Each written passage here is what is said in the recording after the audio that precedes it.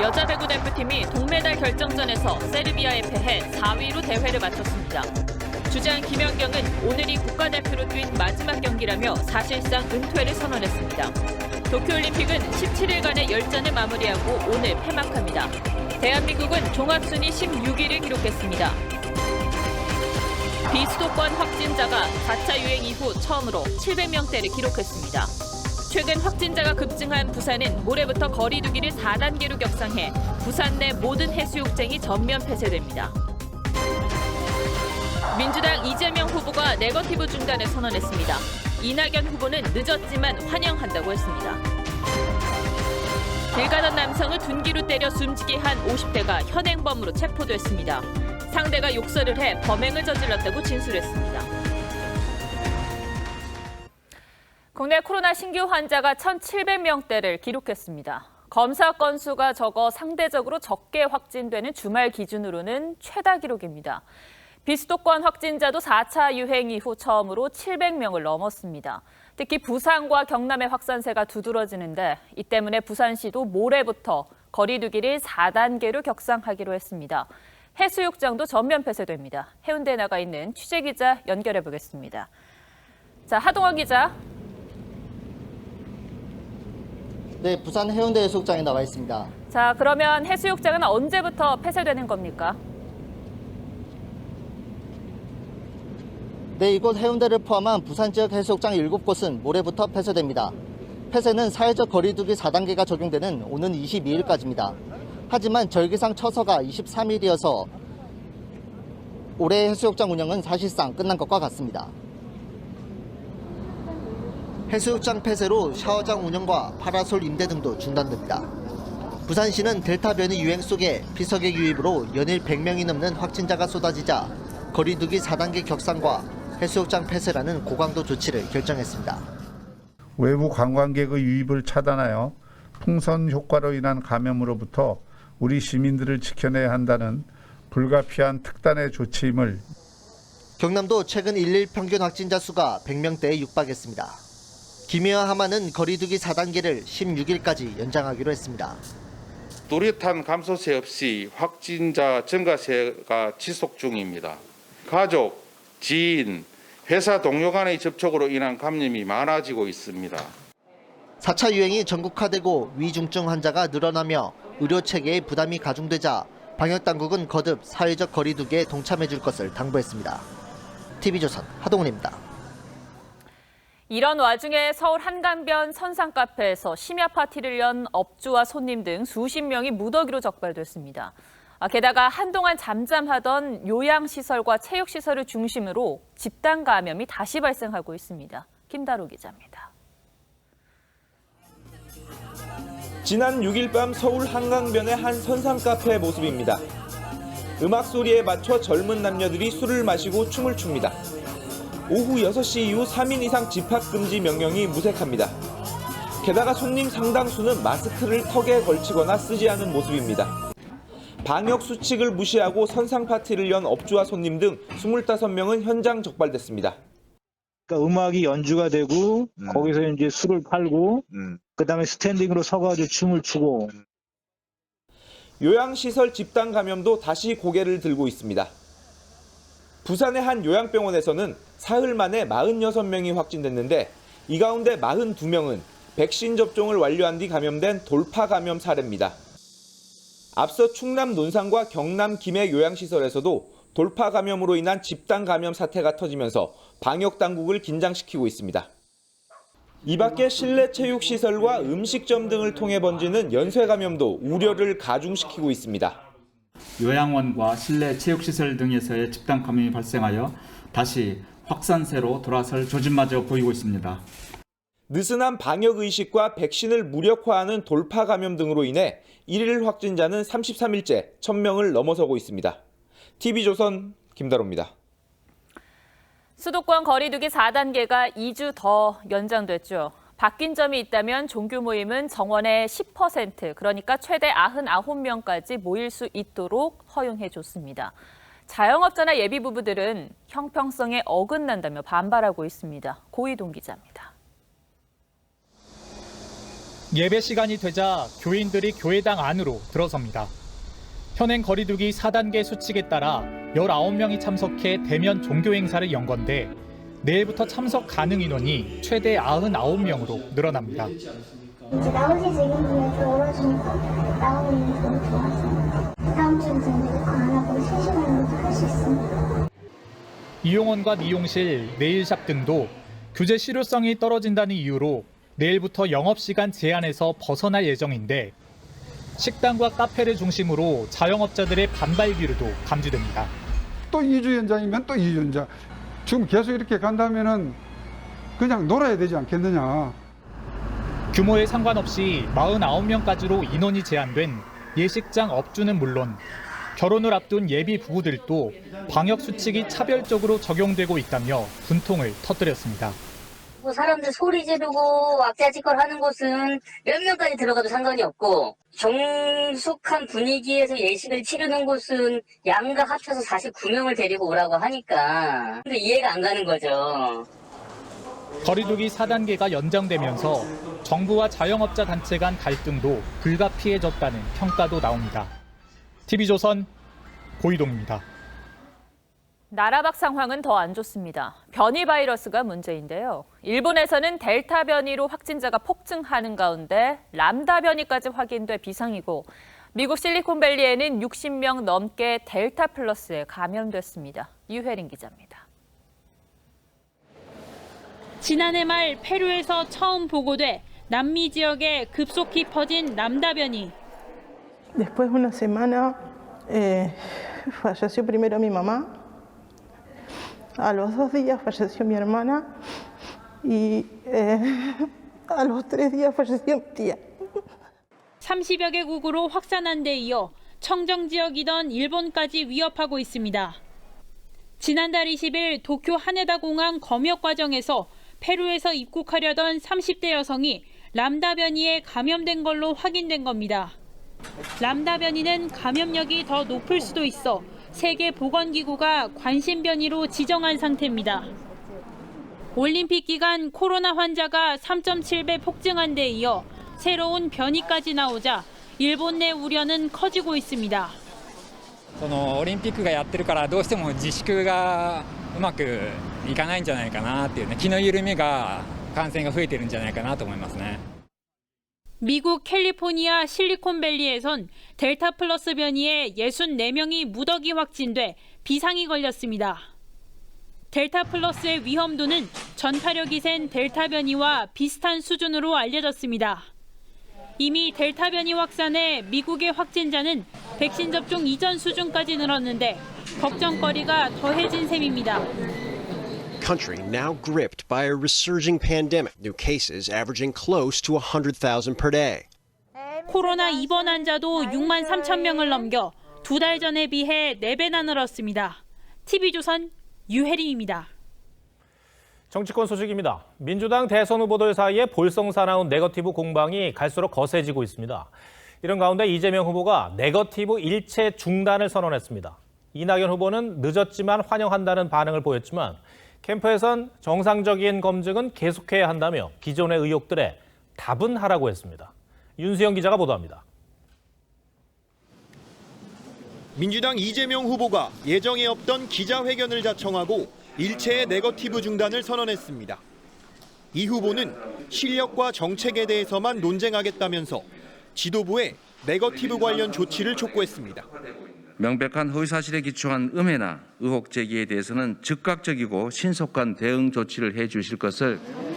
이낙연 후보는 늦었지만 환영한다며 말이 아닌 실천으로 이어지길 바란다고 했지만 네거티브 자제를 포함한 3원칙과 6실천을 밝힌 바가 있는데 그에 대해서 응답을 해준 것으로 알고 환영합니다. 캠프에선 네거티브의 최대 피해자는 이낙연 후보였다며 사과와 정리가 우선이라는 날선 반응이 나왔습니다. 실제 이재명 후보 측은 어제까지만 해도 이낙연 후보의 17년 전 선거법 위반 벌금형 전력과 측근의 옵티머스 펀드 로비스트 연루 의혹 등을 강하게 제기했습니다.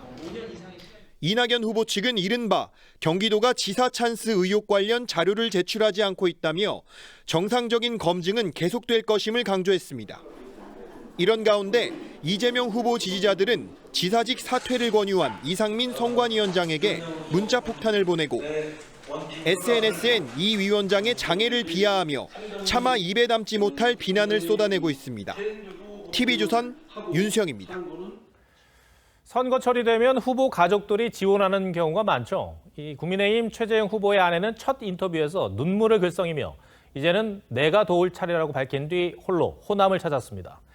처가 관련 논란에 가족들을 공개하지 않고 있는 윤석열 후보와 차별화 행보라는 관측이 나옵니다. 이미지 기자가 보도합니다. 힘내시고 저도 열심히 돕겠습니다. 네. 화이팅! 최재형 후보 유튜브 채널에 출연한 부인 이소연 씨가 남편의 대권 도전을 응원하다 울컥합니다. 당신이 항상 나 안 할래요. 그거 안 해야 될 거. 이 씨는 지난 4일 대선주자 합동 봉사활동엔 출마 기자회견으로 불참한 남편을 대신해 참석했고 오늘은 딸과 함께 광주를 찾아 고 김홍민 산악대장을 조문하고 지역 당협위원장, 청년 자영업자들을 만나 지지를 호소했습니다. 다른 가족들도 적극적입니다. 딸은 손주와 라면을 먹고 공을 차는 최 후보의 소탈한 모습을 SNS에 공개했고 형수와 재수 등은 가족 모임 애국가 재창 논란에 단체 반박 성명을 내기도 했습니다. 아우 나는 저기 며느리로는 못 갈 것 같아 뭐 이런 SNS 글도 보이더라고요. 저희 집안 며느리들은 기꺼이 참석하고. 민주당 이재명, 정세균 후보도 잇따라 아내와의 다정한 모습을 공개했고 이낙연 후보 부인 김숙희 씨는 호남에서 9주째 봉사활동을 하며 지역 민심을 다지고 있습니다. 국민의힘 윤석열 후보는 가족 대신 반려견과 반려묘를 의인화한 SNS 계정을 통해 가정 내 친근한 모습을 공개하고 있습니다. TV조선 이미지입니다. 광복절이 일주일 앞으로 다가오면서 이명박, 박근혜 두 전직 대통령의 사면 여부가 관심인데 청와대가 결국 광복절 특사는 하지 않기로 최종 결정한 것으로 확인됐습니다. 이재용 삼성전자 부회장은 내일 가석방 심사를 받습니다. 김보건 기자입니다. 문재인 대통령은 지난 3일 국무회의에서 퇴임 대통령 경호 인력 67명 징원을 두고 적정 인원이 맞느냐고 물었습니다. 이에 경호처장이 다른 전직 대통령 등 경우에도 후입될 수 있다고 답한 걸로 전해지면서 이명박, 박근혜 전 대통령의 사면을 대비한 것 아니냐는 관측이 나왔습니다. 하지만 복수의 청와대 관계자는 통화에서 광복절 사면은 없을 것이라고 밝혔습니다. 특히 최근 여론조사 등을 들어 국민적 공감대가 형성됐다고 보기 어렵다고 덧붙였습니다. 그분이 지금 아프셔서 병원에 가 계신데 자꾸 아닌 걸 자꾸 물어보시면 그분이 좀 불편하지 않겠어요? 여권 관계자는 올해 말 신년 특사 또는 대선 직전인 내년 3.1절 특사에 검토될 수 있을 것이라고 전망했습니다. 야권에서는 수감 생활만 면하는 수준의 형 집행정지가 거론되기 시작했습니다. 국민 통합이라는 정치적인 지도력 차원에서 즉각 사면이 안 된다면 형 집행정지라는 그런 제도들도 있을 수. 전직 대통령과 함께 사면이 거론되던 이재용 삼성전자 부회장은 지난달 말로 형기 60%를 채워 내일 진행되는 법무부의 가석방 심사 대상에 이름을 올렸습니다. TV조선 김보건입니다.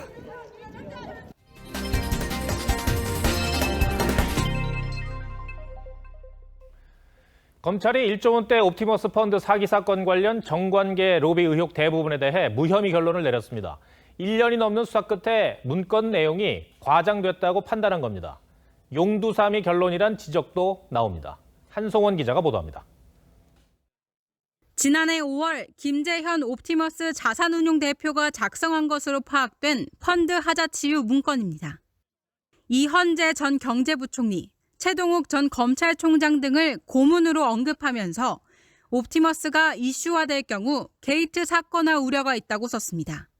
하지만 수사 개시 1년여 만에 검찰이 문건 속 옵티머스 고문단에 대해 내린 결론은 무혐의였습니다. 옵티머스 고문인 최동욱 전 검찰총장과 이재명 경기지사 간 만남은 있었지만 경기도의 사업 인허가 반려로 혐의점이 없다고 판단했습니다. 선거 캠프 복합기 사용료 대납 의혹이 불거졌던 이낙연 전 더불어민주당 대표도 지난 4월 무혐의 처분됐습니다. 법조계 일각에선 권력 개입 여부를 밝혀내지 못한 꼬리 자르기 수사라는 비판도 제기됐습니다. 한 검찰 관계자는 옵티머스 로비 명단이 명확히 나온 상황이라 향후 정권이 바뀌면 언제든 재수사 대상이 될 수 있다고 했습니다. 검찰은 옵티머스 이사로 구속 기소된 윤석호 변호사의 아내 이모 전 청와대 민정수석실 행정관에 대해선 계속 수사 중이라고 했습니다. TV조선 한송원입니다. 오늘 새벽 서울 영등포에서 길을 가던 행인을 무참히 살해한 50대 남성이 긴급 체포됐습니다. 잔혹한 범행을 저지른 이유가 욕설을 들어 화가 났다는 것이라고 합니다.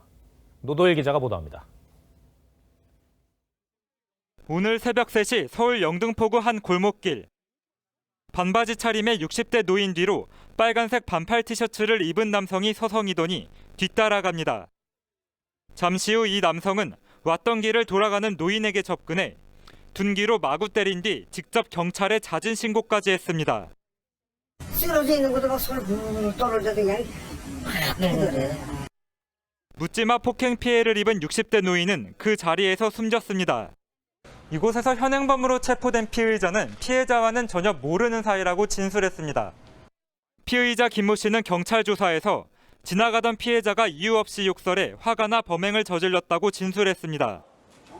경찰은 김 씨에게 살인 혐의를 적용해 구속영장을 신청했고 정확한 범행 동기를 조사 중입니다. TV조선 노도일입니다. 카카오택시가 이번 달부터 택시 호출비를 최대 5배 인상하기로 했습니다. 돈을 더 주면 택시를 우선 배차해 주는 건데요. 편리해진 만큼 소비자 부담도 덩달아 늘고 있습니다. 플랫폼을 독점하기 때문에 가능한 일입니다. 문제는 이러한 플랫폼 서비스가 숙박 예약이나 배달 등 생활 모든 영역으로 들어와 있다는 점입니다. 오늘의 포커스는 김자민 기자가 플랫폼 독점의 진실한 불편한 진실에 맞춰봤습니다. 가입자 수 2,800만 명, 전국 택시기사 25만 명 가운데 23만 명이 이용하고 있는 앱. 국내 모빌리티 앱 1위 업체 카카오 모빌리티의 현 모습입니다. 카카오 택시 한 일주일에 한두 번 정도는 이용합니다. 알바 가거나 아니면 뭐 약간 어디 떼야 될 거 있어서 가야 되거나 할 때. 카카오는 지난해 3월 타다 금지법 통과 이후 택시 호출 시장을 사실상 장악한 상태입니다. 이런 카카오가 이번 달부터 스마트 호출 요금제를 인상한다고 발표했습니다. 기존 1,000원에서 2,000원을 더 내고 택시를 우선 배차하는 서비스를 최대 5,000원까지 받을 수 있는 탄력 요금제로 변경하는 겁니다. 이 경우 기본 요금 3,800원에 5,000원을 추가로 내 타자마자 8,800원을 내야 하는 상황. 배보다 큰 배꼽이 등장한 셈입니다. 소비자는 울며 겨자 먹기식으로 이용할 수밖에 없습니다. 부담이 많이 되죠. 배달료 처음에 시작했을 때 초반에는 그렇게까지 비싸지는 않았던 것 같은데 이제 점점 오르는. 카카오 모빌리티 측은 택시 호출비를 기사와 4대 6으로 나눠 갖는다고 하지만 택시 업계에서도 플랫폼을 독점한 카카오의 횡포라는 볼멘 소리가 나옵니다. 카카오에서 너무 횡포를 많이 부리는 것 같고 배차 문제도 그렇고 이게. 독점화된 플랫폼 서비스가 보편화될수록 가격이 오르는 건 택시만이 아닙니다. 아예 배달앱용 메뉴는 더 비싸게 받는 음식점도 생겼습니다. 앱 수수료와 배달료를 소비자 부담으로 넘겼기 때문입니다. 배달시켰을 때 이보다 훨씬 비쌌던 것 같아가지고. 그게 배달 수수료 때문에 아마. 소비자들은 편리함을 얻는 대신 값비싼 대가를 치르는 셈입니다. 이 공정거래법하고 똑같죠. 그러니까 80% 이상의 모빌리티 사업을 독과점하고 있는 업체는 제재를 받아야 되죠. 그러니까 어떤 서비스를 어떻게 제공을 하고 들여다봐야 된다는 거죠. 카카오는 오늘 전기 자전거의 분당 사용 요금을 100원에서 최대 150원으로 올린다고 발표했습니다.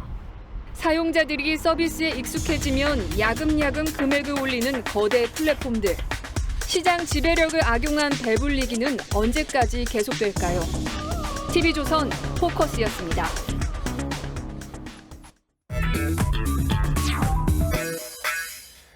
네, 뉴스야 시작합니다. 정치부 최원희 기자 나와 있습니다. 첫 번째 브리핑 볼까요? 네, 첫 번째 물음표는 의원님은 수행 중입니다. 대선 후보 수행비서 역할을 국회의원이 한다는 그런 얘기인 것 같은데요. 네. 어느 캠프가 그렇습니까?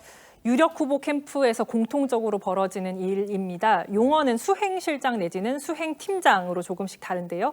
이재명 캠프는 김남국 의원, 이낙연 캠프는 오영환 의원, 그리고 윤석열 캠프는 이용 의원이 맡고 있는데 3명 모두 초선이고 30, 40대 젊은 정치를 표방하는 인물들입니다. 현장 활약상을 영상으로 보시죠.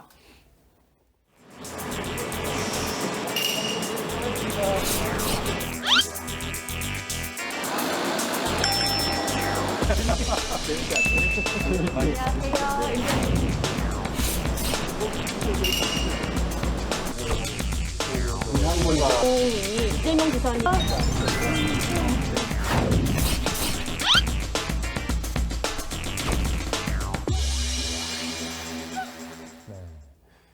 다들 젊은 의원들이네요. 근데 원래 이렇게들 합니까?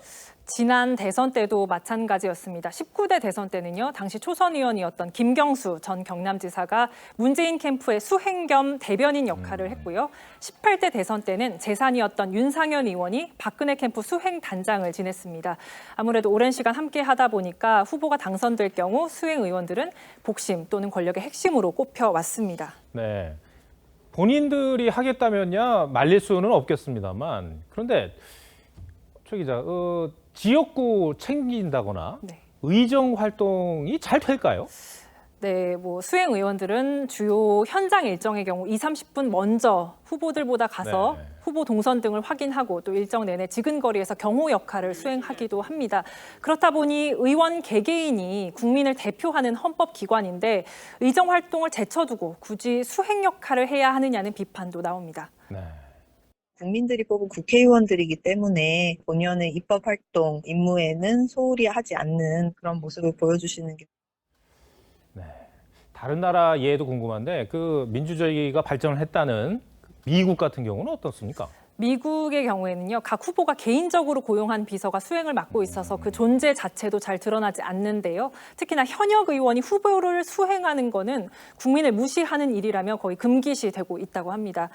그리고 특히 이 같은 우리나라의 독특한 캠프 관행에 대해 한 여당 중진 의원은요, 나는 국회의원도 대동할 정도의 급이라는 걸 과시하는 한마디로 꼰대식 권위주의적 발상이라고 지적을 했습니다. 모 캠프 수행의원실에서는요, 수행비서에 또 수행비서가 대동해야 하는 이중고라고 고충을 토로하기도 했습니다. 알겠습니다. 첫 번째 물음표 정리해 볼까요? 네, 첫 번째 물음표 의원님은 수행 중에 느낌표는요. 가방 말고 입법 수행으로 정리를 해보겠습니다. 일각에서는 가방을 드는 사람이라는 시각도 있는데요. 후보들 가방은 좀 각자 챙기고 국회의원은 본연의 임무에 좀 더 충실했으면 좋겠다는 바람으로 이렇게 적어봤습니다. 네. 두 번째 물음표는 뭡니까? 네, 두 번째 물음표는 성희롱은 맞고 성추행은 틀리다입니다. 네, 고 박원순 전 서울시장 유족 측이 진중권 전 교수를 사자 명예훼손 혐의로 고소할 수도 있다. 이런 얘기를 들은 것 같아요. 그런데 어떤 내용입니까? 네, 진중권 전 교수는요, 지난달 성추행 증거를 내놓으란 사람들은 모두 문재인 지지자라는 글을 썼는데 유족 측 정철승 변호사는 이 성추행이란 표현이 허위 사실이라고 주장을 하고 있습니다.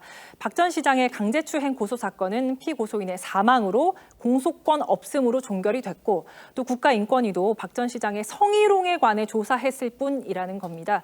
유족 측은 성폭력을 저질렀다고 보도한 언론사 기자도 사자 명예훼손 혐의로 고소하기로 했습니다. 성희롱 여부가 문제될지는 모르겠지만 성폭력 행위를 저질렀다라는 건 피해자도 얘기하지 않았는데 그 기자가 성폭력을 저질렀다라는 얘기를 했기 때문에 기사를 썼기 때문에 그게 허위라는 거고. 지금 얘기를 들어보니까 성희롱은 모르겠지만 확실하지도 않은 성추행을 단정했다는 거잖아요.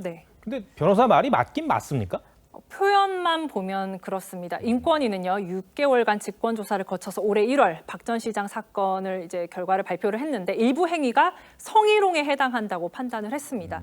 다만 국가인권위법상 성희롱의 경우에는요, 위력에 의한 성추행, 강제추행, 그리고 성적 괴롭힘 등을 모두 포함하고 있습니다. 그러니까 성추행도 성희롱에 포함되는 행위라는 건데요. 또 한국여성정치네트워크도 박 전 시장의 성추행은 이미 입증된 사실이라는 입장을 냈습니다. 그런데 이 박 전 시장의 성추행을 인정한 법원 판결이 있지 않았나요? 네, 서울시장 비서실 직원이 동료 여직원을 성폭행한 혐의로 기소된 사건입니다. 이 피해자는 박 전 시장 사건과 같은 인물인데요. 올해 1월 1심 판결문을 보면 피해자가 박 전 시장의 성추행으로 상당한 정신적 고통을 입은 점은 틀림없는 사실이라고 적시돼 있습니다. 이 판결은 지난주 대법원에서 원심이 확정됐습니다. 네. 이 박 전 시장 유족 측이 성추행이란 표현을 문제 삼으려면 재판부의 판단도 문제 삼아야 될 것 같은 그런 느낌인데요. 근데 만약에 유족 측이 진 전 교수를 고소를 한다면 어떤 전망이 가능할까요? 오히려 박 전 시장의 성범죄 의혹이 더 드러날 수 있다는 관측도 있습니다. 박 전 시장 유족 측은 당초 휴대폰 포렌식에 반대했었고 이후 사망 경위를 밝히는 제한적 포렌식만 이루어졌는데요. 허위 사실로 사자의 명예를 훼손했는지를 입증하기 위해서는 사건에 대해서 더 수사를 벌일 수밖에 없다는 점도 전문가들은 얘기를 하고 있습니다. 성추행이 있었는지 없었는지에 대한 수사가 진행될 수 있는 기폭제 역할을 할 수 있는 거죠. 두 번째 물음표도 정리해보죠. 네, 두 번째 물음표, 성희롱은 맞고 성추행은 틀리다의 느낌표는 봄을 맞고 싶다라고 해보겠습니다. 1993년 서울대 조교가 성희롱을 당했다면서 교수를 고소한 사건이 있었습니다. 박원순 전 시장이 바로 이 사건의 승소를 이끌었는데요.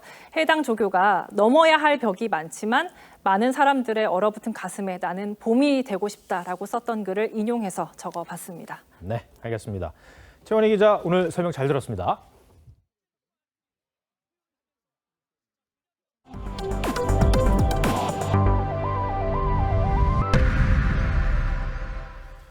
러시아의 유명 인플루언서가 여자친구를 차량 지붕에 묶고 질주하는 영상을 올려 논란입니다.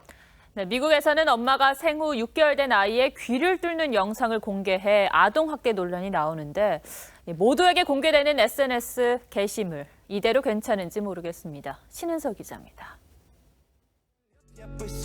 달리는 자동차 지붕 위에 여성이 매달려 있고 여성의 오른손과 운전자의 왼손에는 수갑이 채워졌습니다. 러시아의 유명 인플루언서 세르게이 코센코가 자신의 SNS에 올린 영상입니다. 여자친구의 사랑을 증명하는 방식이라고 했지만 목격자들은 경악합니다.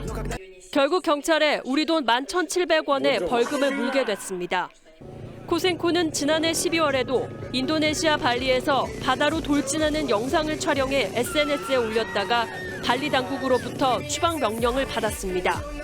Get them pierced at a piercing shop. 미국에선 6개월 된 딸의 귀를 뚫는 영상을 올린 여성이 논란입니다. 아기는 몸부림치고 있지만 영상에는 행복한 아기라는 제목이 달렸습니다. 끔찍하다, 불필요한 고통이다 등의 비판을 포함해 2,600여 개의 찬반 댓글이 이어졌습니다. 최근 SNS상의 유해 게시물에 대한 모니터링은 강화되고 있는 데 반해 개인들이 자발적으로 올리는 모험적 영상에는 별다른 규제가 없습니다. 표현의 자유란 옹호론도 있지만 SNS 영상이 불필요한 모방을 부추길 수도 있다는 우려도 나옵니다. TV조선 신은서입니다.